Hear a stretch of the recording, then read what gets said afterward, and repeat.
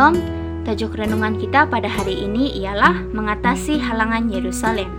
Ayat kita diambil dalam Kisah Para Rasul 15 ayat 7 dan 8 yang berbunyi, sesudah beberapa waktu lamanya berlangsung pertukaran pikiran mengenai soal itu, berdirilah Petrus dan berkata kepada mereka, "Hai saudara-saudara, kamu tahu bahwa telah sejak semula Allah memilih aku dari antara kamu supaya dengan perantaraan mulutku bangsa-bangsa lain mendengar berita Injil dan menjadi percaya. Dan Allah yang mengenal hati manusia telah menyatakan kehendaknya untuk menerima mereka sebab Ia mengaruniakan Roh Kudus juga kepada mereka sama seperti kepada kita." Sidang penonton yang dikasihi Tuhan, majelis umum yang paling penting diadakan oleh Gereja Perjanjian Baru bertempat di Yerusalem pada 49 tahun Masehi. Ini berlaku kerana perselisihan yang berikut di Antiokhia. Beberapa orang datang dari Yudea ke Antiokhia dan mengajarkan kepada saudara-saudara di situ, "Jikalau kamu tidak disunat menurut adat istiadat yang diwariskan oleh Musa, kamu tidak dapat diselamatkan." Akan tetapi, Paulus dan Barnabas dengan keras melawan dan membantah pendapat mereka itu. Akhirnya ditetapkan supaya Paulus dan Barnabas serta beberapa orang lain dari jemaat itu pergi kepada rasul-rasul dan penatua-penatua di Yerusalem untuk membicarakan soal itu.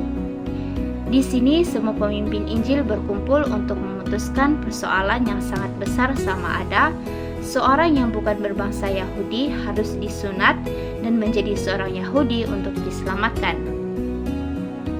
Gereja Yerusalem cenderung untuk menyokong pemeliharaan upacara bersunat bagi semua anggota. Tetapi orang-orang luar seperti Paulus dan Barnabas berhujah bahwa kedua-dua orang Yahudi dan orang bukan Yahudi diselamatkan hanya oleh iman sahaja. Pada titik kritikal perbincangan, Petrus bangun dan sekali lagi mengimbas kembali pengalamannya dengan Kornelius. Kesaksiannya bersama dengan hujah-hujah yang dikemukakan oleh Yakobus, pemimpin majlis, telah mempengaruhi majlis untuk menggunakan polisi pintu yang lebih terbuka kepada orang-orang bukan Yahudi, dan gereja terus berkembang lebih daripada sebelumnya. Jelas di sini bahwa Tuhan melalui Roh mahu mencipta lebih daripada gereja Yahudi sahaja. Tuhan menggunakan Roh Kudus untuk merobohkan halangan-halangan dalaman yang wujud dalam gereja dan halangan-halangan luar yang wujud dalam orang-orang bukan Yahudi. Tuhan mempunyai tujuan supaya semua orang akan disatukan bersama melalui iman kepada Yesus Kristus. Kerana oleh Dia kita berdua pihak dalam satu roh beroleh jalan masuk kepada Bapa. Efesus 2 ayat 18. Mari kita berdoa. Bapa kami yang di syurga, bantu kami agar dapat merobohkan halangan dalaman yang wujud baik di dalam gereja dan juga di kalangan kami, agar kami yang menantikan kedatangan Yesus disatukan bersama di dalam kuasa Roh Suci Tuhan.